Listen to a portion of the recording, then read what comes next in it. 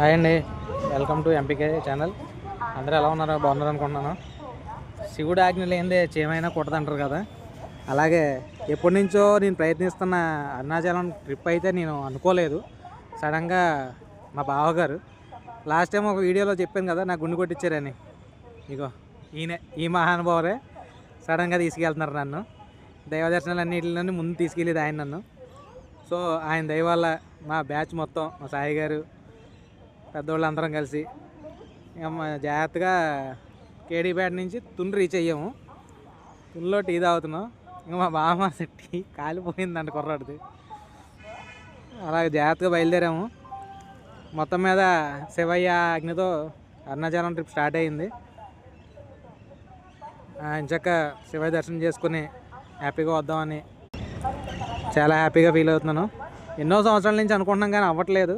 ఇప్పుడు గట్టగా నెరవేరింది. చూస్తాం.